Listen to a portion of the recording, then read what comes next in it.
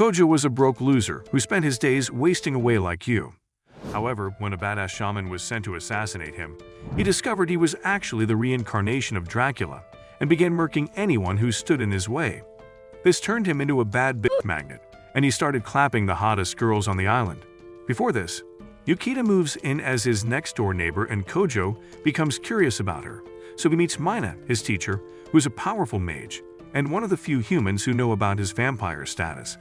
He asks her about the Lion King organization, where Yukina works, and finds that they're actually his arch-enemies and were created specifically to destroy him. Mina warns him against getting close to any of their members, but it's already too late, as Kojo has been getting cozy with Yukina. When returning from the mall with her, Kojo finds that she's friends with his younger sister, Nadisa, who insists on throwing a welcome party for Yukina. They get home, and since Kojo's at a toddler's IQ level, Yukina helps him correct his homework. After seeing a picture of Kojo and his teammates, Yukina becomes curious about his failed basketball career and asks Kojo what happened. It turns out he was pretty good, but his ego made him the most hated guy on the team, so he got yeeted. After dinner, Yukina leaves Kojo and his sister, but the moment he walks out to get a drink, Yukina shows up and is so wet that it turns him on. She tells him not to leave her sight because she's still observing him, and then they'd walk him to the convenience store. Yukina becomes excited about a crane game, so they stop to pick up a teddy, but Mina shows up from behind, asking them to reveal their faces and why they're out at that hour of the night. Thankfully, a fire breaks out in the distance and Kojo takes advantage of the brief distraction to run with Yukina. They find that the fire is being caused by a familiar, so Yukina prepares to handle the situation, but Kojo offers to follow her. She reminds him of his identity and how exposing himself could cause him harm, then hops onto a moving train and spots a dude trying to fight the familiar. Before she gets there, the dude gets wounded by the familiar's master, a Catholic exorcist named Rudolph, who's pleased to battle with an elite such as Yukina. They begin sparring and Yukina sustains a tiny cut on her leg. Then Rudolph summons another familiar, a lady, who uses a mighty homunculus to attack Yukina. Just when Yukina is about to be executed, Kojo shows up from nowhere and punches the familiar with his bare hands, rescuing Yukina. But Rudolph's familiar returns and punches him with the homunculus, throwing him mid-air as he bleeds from his stomach, and quite strangely, Kojo starts burning up and screams in anguish as his body releases a barrage of lightning strikes.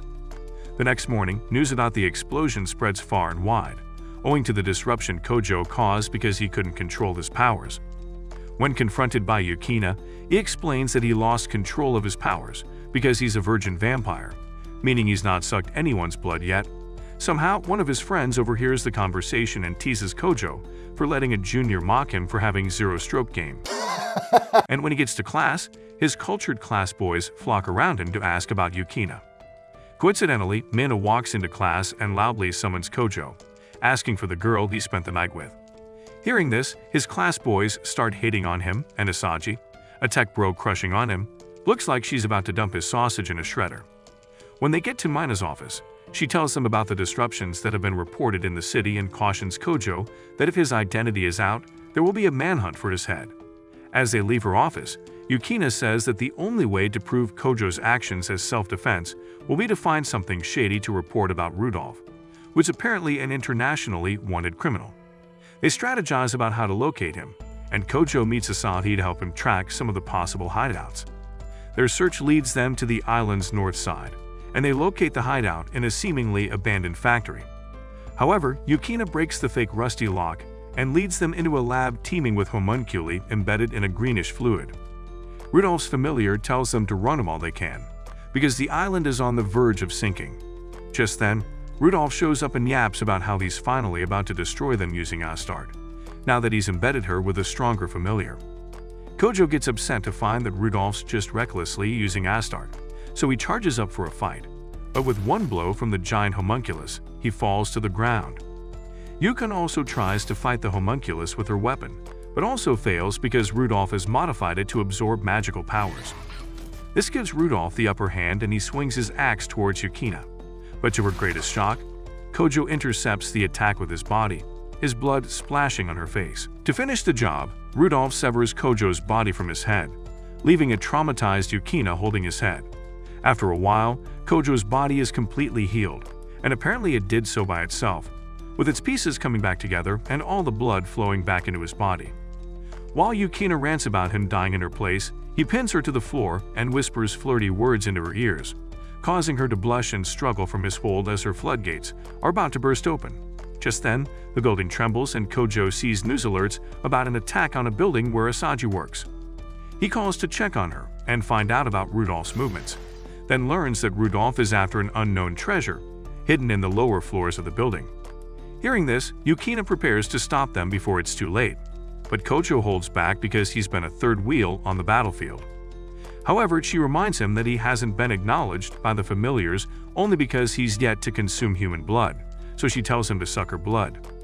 Kojo initially refuses, but hugs her and feasts on her jugulars till she drops. Meanwhile, Rudolph finally gets to the treasure and sheds tears of joy while ordering Astarte to grab it. But Kojo spoils his show as he appears overhead. Apparently, the treasure is the hand of a dead saint who passed away after he was used as a sacrifice to hold the island together, so Rudolph plans to claim it back.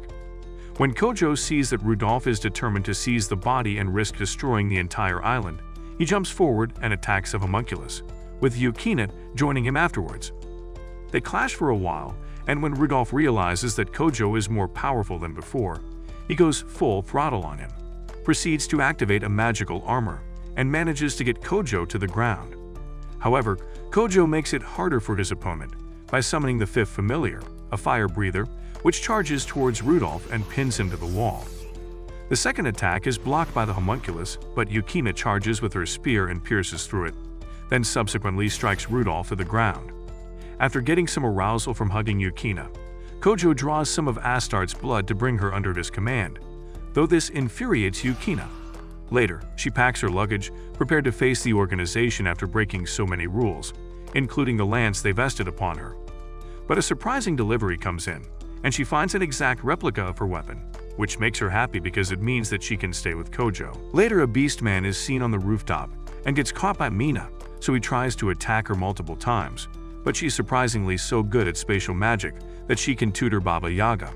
In no time, she arrests him, using her magic to bind him while asking him who his master is. In the morning, at Kojo's residence, he accidentally walks into his sister's room and sees Yukina in her underwear, and given his natural inclination to be a spunk, he zooms in on her giant and gets kicked in the face. On the bus, he apologizes to her, saying he wasn't expecting her to be there anyway. His sister explains that they'll both be cheerleading for the soccer team because the cultured boys simped hard for Yukina to cheer them on, promising to bring the trophy home. Kojo meets Asaji at the school, and they discover that their friends have paired them up for badminton, attempting to get them to hook up. Meanwhile, Mina busts a scientist working undercover as a beast man, and when he transforms and attacks, she commands Astarte to use him for soccer practice. The idiot is beaten to a pulp and cuffed in chains, but Mina finds that the kingpin of the operation has moved their activities elsewhere. Back at school, Asaji tries on her badminton outfit and hopes to please Kojo with it, but since she wastes too much time, he goes out for some air. However, something moves from the bushes and shoots at him multiple times. He finds two weird metallic lions, but refrains from attacking them because he doesn't want to destroy the school. The lions attack him, and he barely survives by dodging them, but fortunately for him, Yukina shows up from the blue and attacks them, saying he's lucky that her device had picked up on danger. She also explains that the lions were messenger Shikimas, and coincidentally, Kojo finds a black envelope with a seal. While they're discussing, Asaji shows up and sees them together. But seeing that Yukina totally ate in her cheerleader outfit, she runs in embarrassment. The black envelope is an invitation from one Lord Vatler, from the house of the first progenitor, requesting that he show up with a partner. At the party, Yukina appears in a pretty dress and Kojo stifles the urge to bend her over. Once they enter the building, they go upstairs to find their host, but as soon as they do, someone attacks them without warning, none other than Lord Valter. Abruptly, darts come flying towards Kojo, and a baddie shows up, telling him to get his filthy hands off Yukina. She hunts Yukina, who introduces her as Sayaka, her former roommate and an assassin for the Lion King organization. In the hall, Valter explains that he invited them to demand that Kojo eliminate a dark faction that threatens the first progenitor's rule, otherwise, Valter will destroy the entire island to accomplish this. Yukina quickly steps in and says she'll destroy the faction herself in Kojo's place, so Valter agrees, but says he's going to test her abilities first. The next morning, Kojo wakes up to every man's dream, with Asaji on all fours and her melons brushing against his face, but the idiot says she's too heavy and pushes her off the bed. However, he somehow lands in a compromising position and Yukina and his sister walk in on them. Yukina gets jealous and takes off. Then Asaji, noticing his reaction, asks him if he has a secret that Yuki's blackmailing him with. Before he answers, Asaji walks away, satisfied that she's finally declared war on Yukina.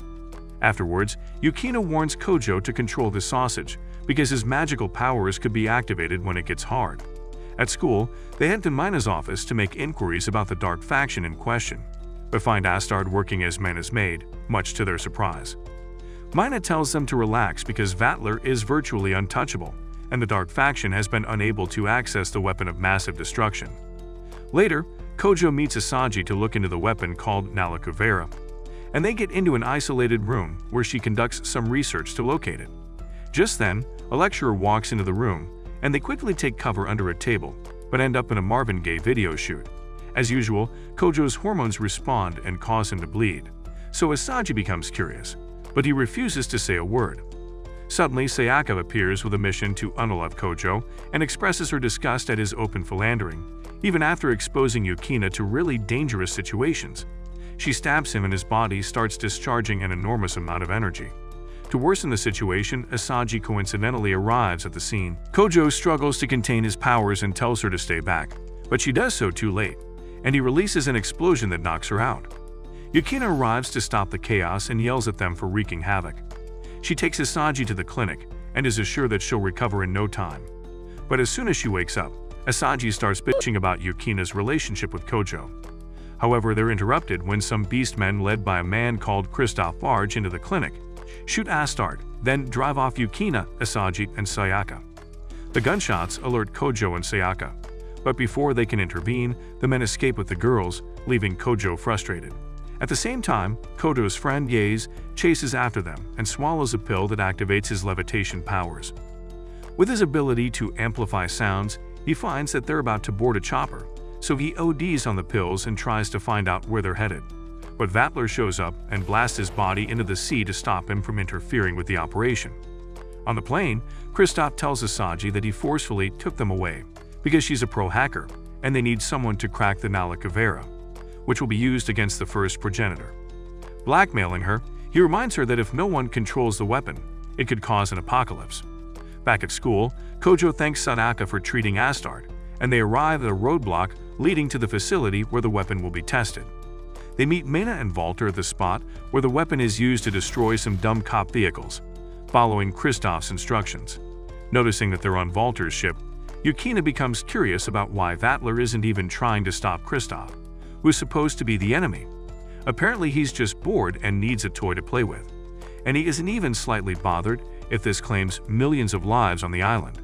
As he leaves, Asaji decides to act quickly and hack the weapon, but Nagisa suddenly gets consumed by an unknown spirit and tells the ladies to chill the heck out because Kojo will soon intervene. Meanwhile, Kojo receives Yaze's unconscious body from Walter, who's about to have some fun destroying the fire-breathing weapon with his serpents. However, Yukina calls to tell him about how dangerous the weapon could be, so he stops Walter shortly before he kicks off the fight. In response, Walter destroys the bridge to prevent him from escaping, leaving Kojo at the mercy of the weapon.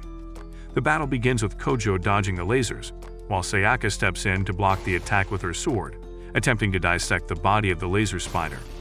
However, it's built like Thor's hammer, so she fails to land even a scratch on it before it flies. However, Kojo summons a familiar and blasts the machine into the ground, burying himself and Sayaka underneath. For a brief second, he squeezes her melons to cool off and later apologizes because he learned that she's a virgin and has a phobia for the big D soon after. Water starts leaking into the crater, and they spot the laser spider fixing itself. While Asaji is working hard to finally gain control of the weapon, Yukina sneakily unalives some beastmen, but she's in for the shock of her life when she walks into a room filled with more of those laser spiders. Kristoff had apparently obtained them to create an army, so he could cause unimaginable destruction. He assumes beast mode and attacks Yukina, who delivers multiple blows with her bare fist, and when they move out, she receives her spear from Yaze via his wind control abilities. With her sword, she slices Kristoff's hand, but surprisingly discovers that he's finally gained control of the other weapons.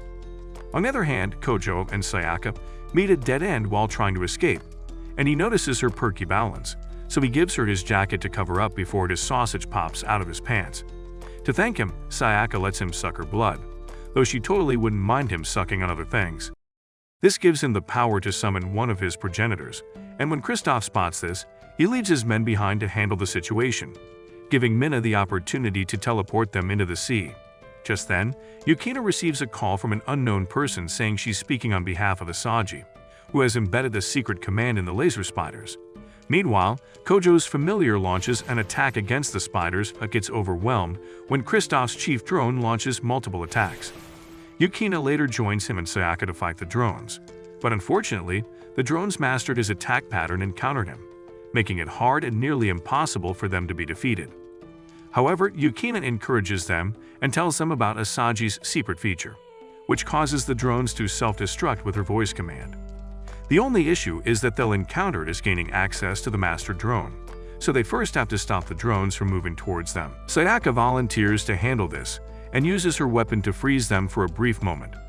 Yukina and Kojo take advantage of the situation and bring down Kristoff, with Yukina launching herself into the air and throwing the phone into the mother drone.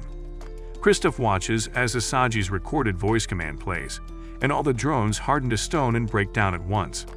The next day on the bus, Kojo tells Yukina that Sayaka had been unnecessarily calling him all through the night, but she found it strange because Sayaka is a known hater of men, and would always leave them on art. Yukina gets jealous and walks away. Then at class, Kojo gets teased by a classmate who finds out that neither he nor Asaji had enough sleep last night. He secretly follows Asaji to the art room and acts as her model for a portrait, but she finds him boring with his lack of taste in clothes, so she pulls out a costume box and threatens to develop plot with him if he doesn't change into a suit. He quickly agrees because he has a terrible stroke game, so they both take pictures of each other. Asaji then tells him that she's dying to know what his secret is, so she books another date with him and promises to reveal a little secret of hers in return. On his way out, Kojo meets Yukina and tells her his intention to reveal his identity to Asaji, but she tells him that his problem wouldn't really be Asaji but his younger sister, who absolutely hates vampires and other demons. Just then, he sees Nagisa receiving a letter from one of her crushes in school, but finds it hard to believe that any guy would find her attractive, typical douchebag of an older brother. Later, Sayaka calls him to inform him that she'll be busy guarding an important guest, but he spots a fire from afar, and on the scene, a lady is seen lying in a pool of her blood, killed by the winged person who exits almost immediately. The next day, Kojo stalks his sister and overhears her making pleasure sounds, mentioning something about the dude licking her honeypot so good. He can't stand it anymore and kicks the door open, but surprisingly, he sees them playing with a cat, which was initially being watched by a friend called Kanase. Nagisa leaves them with Kanase, who takes them to an abandoned monastery where she was raised to become a nun, and now currently raises a bunch of cats like a lonely old hag. Meanwhile, at school, Yaze and Mina investigate a woman's corpse and realize that she wasn't killed by a demon, because the marks left behind resembled those of a mere human who just sucked her spiritual core. Walter tells them that her death is probably linked to the disappearance of a sacred airship owned by one of the progenitors. He then tells Mina not to involve Kojo in this case, because he's not powerful enough to defeat the powerful lady in question and could die while fighting her. The following day, Mina calls Kojo to accompany her on her attack mage duties, to catch some bad guys that were supposedly responsible for the night attacks. When the fireworks begin, Mina teleports them to the site of the attacks and they see some winged fighters destroying a building. So Mina uses her spatial magic to launch Yukina into the air, using some chains targeted at the winged fighters.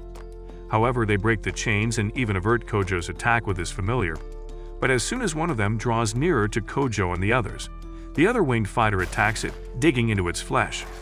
However, the fighter's mask accidentally breaks, revealing Kanase's face. Even when Kojo tells her to stop, she digs into the other fighter and goes into vulture mode before flying away. At the break of dawn, Kojo and Yukina visit a factory owned by Kanase's father and meet his secretary, who puts them on a chopper to visit him on an island. However, the pilot drops them there with no sign of a living soul and takes off immediately. The duo decides to survive first and scouts the island for a place to rest, since they can't access the network to call for help. Meanwhile, Yaes meets Sayaka at the abandoned church and strikes a deal with her, saying that she shouldn't let Kojo and the others find out about his real identity in exchange for some information on Kojo's whereabouts. But just then, Nagisa and Asagi join them, and a fight breaks out between Sayaka and Asagi over Kojo. On the island, Kojo summons a lion head familiar, which brings down some rain and makes Yukina so wet that her milk sack buttons become perkier. Afterwards, she fixes them a coconut-themed dinner, and while they chow, Kojo becomes worried about Kanace, believing that her father must be using her as an assassin.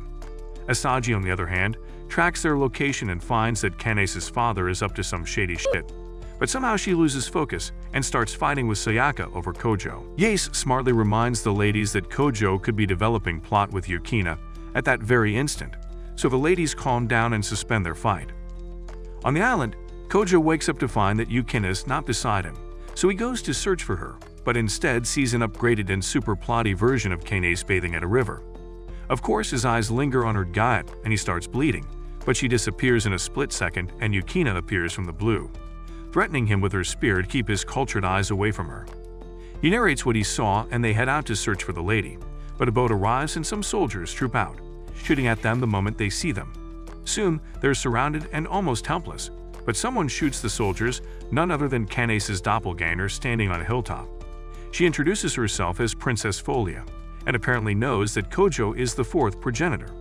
She tells Kojo to sink the ship because it's being remotely controlled by a mothership elsewhere. So with the help of his familiar, he blocks the attacks of the remnant soldiers and sends them to the bottom of the sea.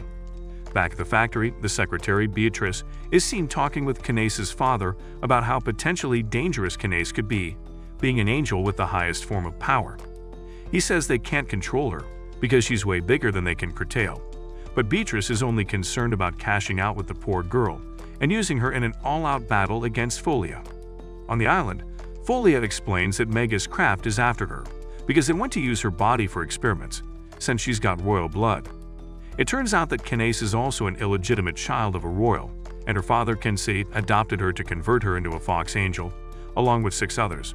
Just then, Mega's craft arrives on the island, waving a white flag. They offer to leave them unhurt if Folia peacefully follows them, but when this doesn't happen, they release Kanace from a coffin and Yukina tries to neutralize her powers with her spear but fails. Beatrice then takes over the fight against Yukina, using a familiar with numerous whips, while the normal-looking dude transforms into a beast man and moves to attack Folia, who's out of royal bullets. In the sky, Kanace charges up and emits so much light, which she channels towards Kojo. He tries to defend against these attacks with his familiars, but she's just so unstoppable. However, his Einstein logic suggests that it'll be a good idea for him to expose himself, hoping she hears him out. The laser beams hit him in the stomach, and he falls flat on the ground. Seconds later, Kanace spirals out of control and basically turns to Elsa, while the Magus team runs like cowards. On the Magus ship, Sayaka defeats some soldiers, and Mina tells her that the princess she was supposed to be guarding is on the same island as Kojo and Yukina. But seeing the giant ice tower Kanace created, they're pretty sure Kojo is in trouble. Back on the island, Yukina protects them from Kanace's attack with a barrier, but Kojo's wounds aren't healing as they usually should. So the princess attempts to use her royal powers to awaken one of his familiars that could defeat Kanace. She proceeds to strip him and use her mighty balloons to entice him back to life. But Yukina can't stand to watch them, so she offers to do it herself instead and kisses him with some of her blood. Subconsciously, Kojo draws her in for another kiss, caresses her, and suckers her blood till she passes out. When he regains consciousness, his wounds quickly heal and Folia tells him to hurry up and save Kanace, or else her consciousness will be lost forever. She goes cowgirl on him and tells him to suck her till she's dry, so he can activate a familiar that'll supersede Kanace in might.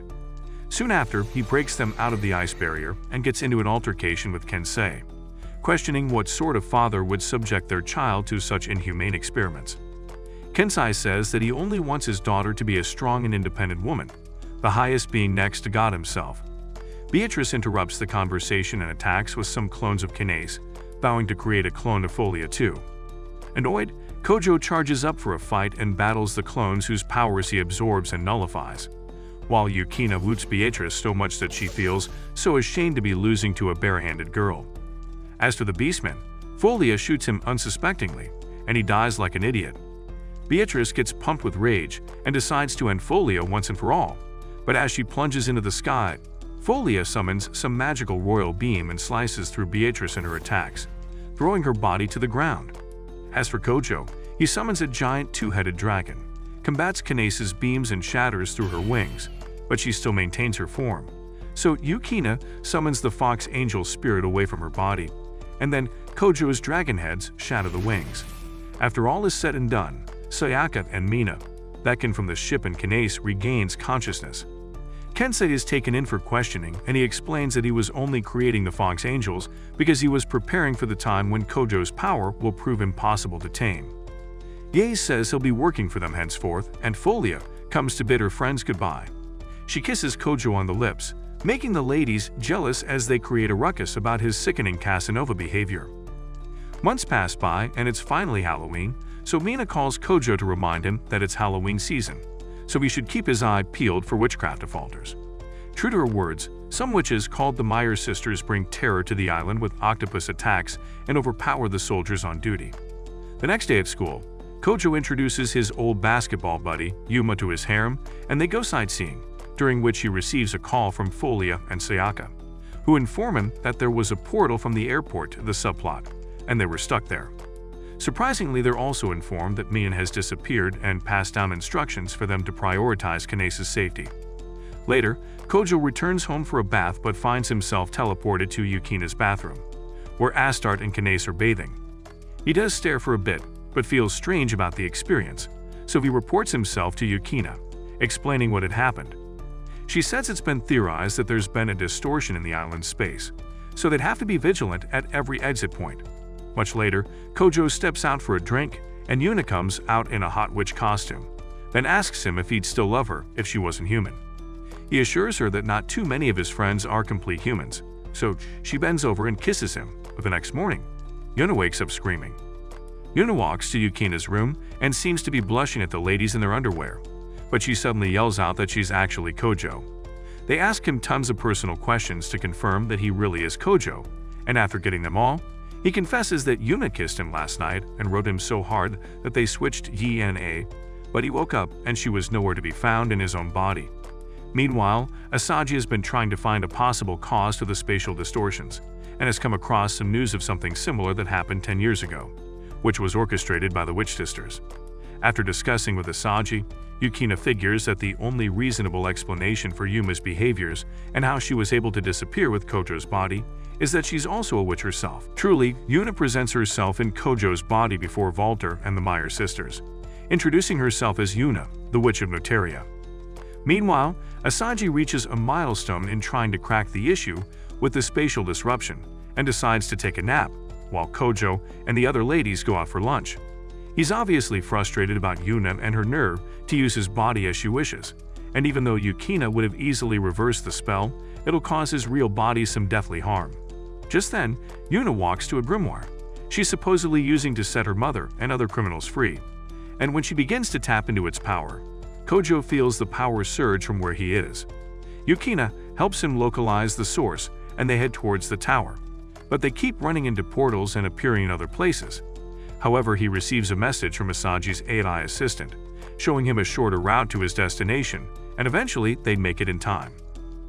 Kojo confronts Yuna and asks for his body to be returned, but finds that she needs it because she requires an immensely strong physical body to break through the prison barrier. Walter says he's just here for the fun and is looking forward to an epic fight with the escaped prisoners. As he disappears, Kojo and Yukina are seized by the witch's tentacles, but they are released on time by Folia and Sadaka, who show up at the right time. However, Yuna gains access to the barrier at the moment and disappears, but Kensei shows up, and following Folia's orders, creates a portal to teleport Kojo and Yukina to the barrier so they can stop Yuna in time. They get there and Kojo confronts her about her actions, but she narrates that she's a test tube baby created for the sole purpose of breaking the prison barrier to rescue her mother and countless criminals. She quickly summons one of Ku's familiars, who uses electrifying powers to break into the prison building. Yet this doesn't set the prisoners free, so she searches until she meets Mina, her only access to the prison barrier. Sana says that Mina has been locked in there for over a decade, guarding the prison gate, and that her physical body as a teacher was only a hologram. To break into the barrier, Yuna would have to kill her, but Kojo confronts her about it. Meanwhile, Sayaka and Folia aren't having an easy time with the nasty witches, but soon find headway and both combine their magic to destroy the witches' tentacles. Back at the prison, Yuta moves to strike Mina's body with her armor, but she's blocked by Yukina's sword. After countless failed moves, Yukina finally gets the perfect opportunity to strike Yuna with the sword, but she fails to do so because she's unsure about Kojo's possibility of survival if she damages his body. To end it all, Kojo decides to handle it himself and throws Yukina's spear towards Yuna, but her armor takes that bullet for her. Yukina, however, turns the tables around and pierces through the armored familiar, right to the tip of Yuma's chest in Kojo's body. With this, she sets him free, and when Yuna wakes up, Kojo tells her that she's been set free from her forced duty to destroy the prison barrier. Relieved, Yuna smiles and agrees to distance herself from the prison barrier. Then, Mina wakes up too. But just when it's time for them to leave, Yuna's armor stabs herself and Mina, and then Mina passes out in Kojo's arms. Just outside the prison, Walter summons his serpents to break into the prison. But Nagisa suddenly appears and transforms into this mega queen that destroys the serpent at once and punches him flat into the ground. She then reverts to her original form and heads back to her master. At the prison, Yuna's mother strips her of her powers, rendering her body weak. She also said that she used a spellbook to trap Mina's powers and reverse her age, so she'll be pretty useless until she finally dies. While she's talking, some inmates spring up and render their support to kill Mina, but Kojo says he can't let that happen, so one of the guys tries to axe him down. Yukina quickly blocks the attack with her spear, and is later joined by Sayaka, who attacks him with lightning and speeds off with them in her 17th century Bugatti Chiron. Meanwhile, Asagi is at lunch with a child who insists that she's her mother, but given that her body count is still 0 and the child looks more like Mina, Asagi asks her if she could be related to Mina. The little girl cries as she hears the name, so Asagi names her Sana, pending when she'll remember her name. Meanwhile, Kojo drives the others to his mother, who has a PhD in witchcraft and can heal Yuna. It turns out that she's Nagisa's master and is even more cultured than her son, because she immediately started fondling Yuna's milk sacs. She tells him that Yuna may eventually die as her magic slowly leaves her, so with Yukina's help, she takes her to the lab. Kojo returns to his room and tends to his injuries, and since Sadaka knows that Yukina won't be back for a while, she gets on the bed and prepares for 50 Shades of Grey. But Yukina spoils the show and asks them to explain what the heck they were doing. Kojo starts to stammer like every cheating bastard but suddenly passes out. It turns out that Kojo was just hungry and needed to chow. Yukina updates him on Yuna's condition and says she's still in pretty bad shape because only a witch as powerful as her mother, Aya, can undo the spell. This obviously has to be Mina, but she's nowhere to be found. However, they spot Asagi on TV and realize that the girl she's holding could be Mina, who's a much younger version of herself thanks to Ada. Kojo quickly calls her to inquire about the girl, but a demonic monk shows up and demands Mina, raging fire from his entire body. Asagi alerts Kojo, who hops into the Bugatti with his bitches and goes into Formula 1 mode to save them. While running with the girl, Asagi activates a water drainage system and temporarily stops the monk, but he soon pops up from underneath the ground. Luckily for them, Astarte is waiting with some guards and deals with him by draining his power and banishing him into a pentagram. But soon enough, a thought continues his fight and uses a neon rope to stall the guards. Asagi and Mina fall to the ground as the lady releases some neon locusts, but luckily they're rescued by Walter. The thought releases her insects and binds Walter's serpents, but he nullifies her magic with a tentaculous creature, then binds her and slowly begins to chip away parts of her. Kojo arrives in time and stops him from turning into Ted Bundy, and Astarte binds the thought away. Walter offers to keep Mina safe so Kojo can focus on fighting, and even though the guy really can't be trusted, Kojo accepts the offer. Back at the academy, an escaped prisoner confronts Aya about her intention and why she didn't let the other prisoners know that she'd found the keys to the prison barrier. She summons her elemental giant to X the dude, but he tells her to chill because he's actually interested in her little ritual.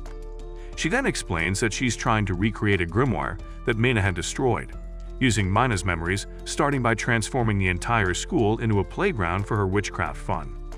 Kojo gets on Walter's ship and sees some dude staring jealously at him because Vatler's apparently crushing on Kojo.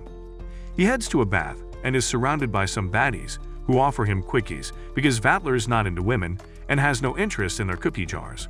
The idiot runs them down because his stroke game is weaker than yours, so they leave, and Asaji joins him in the bath. However, he sees her hot, plopless body and bleeds, then they retire for the night with Mina. Weirdly, Mina goes into factory reset mode, accessing her backed-up memories with a timer. Meanwhile, one of the prison escapees coats Vatler's ship and starts a fight with him. The guy slices through Walter's dragon like it's a piece of cake, so Vatler summons 2 more familiars. At the same time, another criminal shows up and takes on Yukina and Sayaka, so Kojo and Asaji decide to leave the ship with Mina since Vatler's being crazy with his powers. The butler ushers them through a secret exit, and Areti comes to pick Asaji. As for Vatler, he eventually subdues his opponent with his dragon and some shrapnels, but Sayaka still struggles with hers, who has suddenly transformed into 4-armed Ben 10. When he pushes a strong wind towards her, she counters it with a magical bullet that turns into an electrifying shield and electrocutes him into oblivion. They'd all reunite, thinking it's all over, but Aya shows up with her grimoire and nullifies everyone's magic. She then stabs Kojo, so Yukina launches into the sky to deal her a blow with her spear, but the witch captures her and confesses that Yukina was the actual target. Knowing that only her spear would still maintain its magical powers against the spell, Kojo and Sayaka rest in a room, and because of Aya's spell, his wounds can't heal since his magical powers are deactivated. Sayaka offers to strip and turn him on, and she begins by showing him her grandma's underwear, but as expected, this kills the mood. Later, Yuna barges in with her injury and offers Kojo her blood because she's Aya's daughter, and since Aya's magic is still active, Yuna's magic will still work for Kojo. She makes a cut on her neck and lets him suck her dry, which works out and activates his vampire state. He also moves to Sayaka, who traps him in between her legs as she can't get enough of him. Afterwards, his 4th familiar is activated, which freezes everything in space and prevents the island from sinking due to a lack of magic. He heads to the school and breaks Yukina out of her cage. Then the 2 brace up to defeat the witch. However, she summons her fellow inmates to fight on her behalf, but Kojo finishes them in one blow. Aya then turns her attention to Yukina and throws her sword towards her to steal her memories, but in the nick of time a golden guardian appears, which was sent by Mina.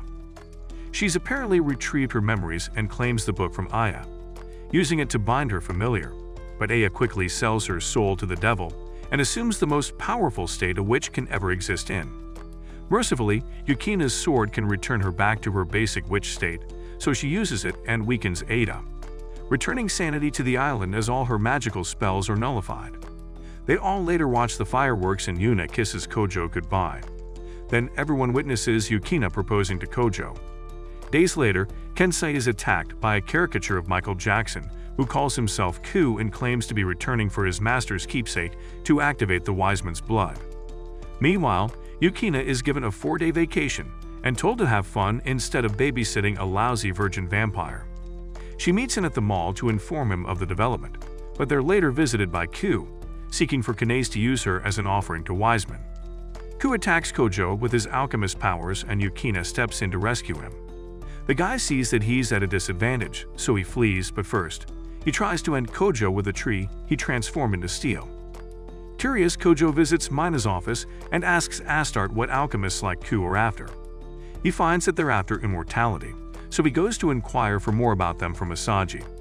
However, she knows nothing about it, so he heads to the old monastery, where Ku will later carry out his ritual. On the way, he overhears someone and pins Asaji down in the first, but it's just Mina, who looks so disgusted that a baddie like Asaji has basically destroyed the bar for a tiny sausage. He gets released and heads out with Yukina, who takes him to a hotel and mentions something about her first time. So he thinks it's about to go down in room 306, but she tells him to close his eyes, and he finds himself in the Lion King organization. They're welcomed by Sayaka in cosplay and addressed by a dumb black cat who retrieves Yukina's lance and tells her to enjoy her vacation so she can recharge. Asaji calls Kojo to report that she lost the earrings he got her and was searching for them around the monastery. He warns her to stay off, but she's too invested in the damned earrings. Unknown to her, Ku and his master are at the old monastery, activating the Wise Blood ritual. The legendary alchemist Nina materializes and the boss Skinny dips in her blood. Soon after, his body starts getting devoured, and he calls out to Cow for help, but he should have known that he was just a scapegoat and Ku was in it for his own good. Soon, Asaji is hit by the debris of the building and watches the blood ritual take place. But as soon as Kao spots her, he slices through her abdomen and she falls dead. Kojo runs to the spot only to find Asaji dead, and in his anguish, he cries out, releasing so much power that it disrupts the island's systems. Ku comes around and mocks him, triggering Kojo and Yukina to launch a simultaneous attack on him. However, he dodges the attacks and activates his metallic immortal form. So Kojo summons a Mercury Devourer, which gets rid of the ugly chunk of metal. Just then, Asaji resurrects with her blood stains and seems to have forgotten that she was dead. She follows Kojo home to take a bath, but as soon as she washes the stains off, she finds a red button on her chest, and when she presses it, she falls unconscious. She gets up and walks plotless into the sitting room, giving Kojo another reason to bleed for lust.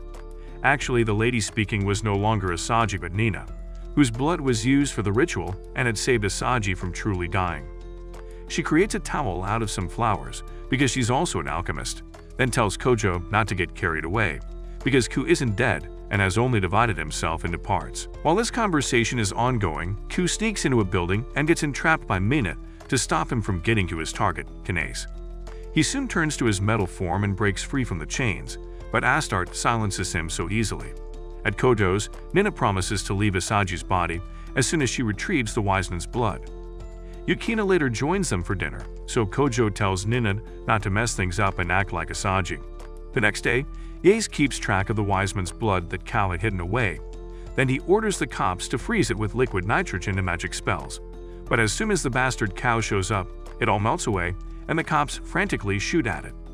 However, the bloody wise man creates an explosion with the bullets fired. At the scene, Nina explains to Kojo that this effect wasn't really Ku's doing, but the wise man himself, who is the most powerful alchemist alive and only aims to destroy the lesser humans. While the students are on their cruise ship vacay, Yukina and Kinase have a bad feeling and follow their hunch to inspect the ship. At the parking lot, Ku joins them and Kinase decides it'll be better for her to run farther away from the other students to avoid hurting them.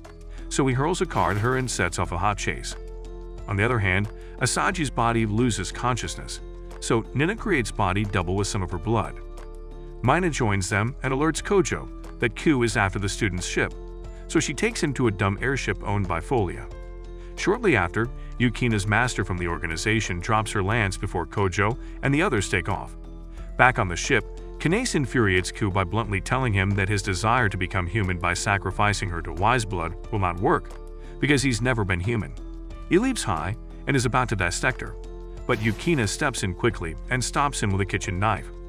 However, he forms more hitmen from his metal and charges towards them, but Kojo blasts in with a missile at the nick of time, though he's thanked by Yukina's tantrums instead.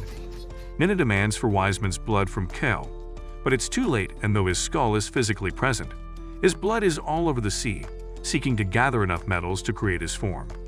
In no time, he's rebirthed into a gold metallic monster, who begins to attack Kojo. To prevent the entire ship from being destroyed, Kojo activates a mist, but in the process, he turns to metal and Yukina breaks down crying. However, his predecessor, Aurora, kisses him back to life to give him a second chance and a new familiar, and after taking some of Yukina's blood, he summoned all his familiars, while Yukina takes on the foolish kill with her lance and terminates him into nothing. While Kojo summons an entirely new familiar, a giant maiden, who suffocates this wise blood guy in her bosom and melts him into nothingness. Afterwards, Kojo gives into his fatigue and falls asleep. After a while, Yukina's teacher asks her what she'll love to do in the future, and while changing in the bathroom, she ponders upon it, but a scary plotless figure appears out of nowhere and punches her in the chest. Later, Yukina starts acting weird, talking to Kojo like she's just meeting him for the first time, and also petting Mina like she's a kid. Mina acts out by fondling Yukina's squishes in public, but she seems to be bothered by what she feels. She refers to Nagisa as an aunt and to Asaji as a doctor, but soon she feels sick and takes off. Meanwhile, Vatler and Sayaka hang out at some ruins, watching some unnatural waves stem out of a pit. Gradually, Beto begins to glow a purple shade and summons one of his dragons, sends them to the bottom of the well and waits to see what happens. Surprisingly, the dragon comes out of the well looking like it just tapped some XP and upgraded. Back at school, Kojo figures from Yukina's random speech that she's not really the one, because she suddenly has vampire urges. Coincidentally, the real Yukina comes in and tells Kojo to step away from the fake so she'll get rid of her. Before the fake can explain herself, the dragon from the ruins flies over the school, and Mina tries to control the situation with her dimension pentagrams. Fake Yukina seems to recognize the creature, and the moment it spots her, it pierces through her with its appendages and leaves her dead. Kojo grabs it, but the dragon fastens its tail around his hand and uses its suckers to slowly drain the life out of Kojo. Yukina steps in and rescues Kojo, but when she uses her lance on the dragon, it shatters into pieces. It could be all over for her, but her body double summons a familiar and defeats the dragon, and then Kojo goes to console Yukina about her broken lance, after which she's summoned by her organization. While bathing at Kinesis, Yuki's double says that the dragon was created by humans and transcends time and space, destroying the land beneath it. As a confirmation, Asaji's informed by her out that the island is gradually falling apart, though it isn't so obvious. Later in the day, Yukina informs Sayaka and Kojo that she's been summoned by the organization and probably won't be allowed to stay by Kojo's side because she's effed up way too many times. She leaves tearfully, and Kojo tells Sayaka that this is probably for the best because he's been nothing but trouble to her. But Sayaka slaps the stupidity out of him and calls him a pathetic wimp. She tells him to man up and fight for Yukina because she'd have done the same for him. Realizing that she's right, Kojo thanks Sayaka and runs to stop Yukina while recalling the memories they shared together. However, on his way, the dragon causes massive destruction and Asaji tells Kojo to run to safety because the island will sink in the next few hours. Asaji's about to confess that she kissed him because she's in love with him, but the intercoms cease at that moment. Meanwhile, Yukina is approached by her fake version and advised to confront her feelings. She confesses that she really wants to stay with Kojo, so the fake creates a magical ticket that'll take her to meet Kojo. Kojo, on the other hand, attacks the dragon with his familiar and actually kills it, but it immediately resurrects. With Sayaka and Arteta's help, they attack the dragon again, but again it falls and resurrects in seconds. After the dragon absorbs some of Kojo's powers, Kojo falls to the ground, and Valter steps in quickly, prepared to go all out on the dragon. From the skies, Yukina suddenly appears with a new lance and strikes the dragon at its core, making it squirt so much cream. Kojo takes some of her blood and becomes strong enough to revert the dragon's attacks. Then, both Yukinas combine the energies of their weapons and sever its tail, and Kojo's familiar finishes the job, destroying the dragon's stronghold. After this battle, everything returns to normal and Yukina says she'll plead for her organization to let her stay back on the island. But Sayaka tells her that no one really asked her to leave the island, and the return order was just for a routine medical checkup. Fake Yukina bids them goodbye and leaves, but before she does, she calls Yukina her mom, then disappears. After reasoning everything out, Yukina and Kojo realize that she was their daughter from the future, given that she was a vampire and a spitting image of Yukina. Which battle left you on the edge of your seat, and who was your favorite supporting character? Share your thoughts in the comments section, and if you like anime recaps like this, watch this video.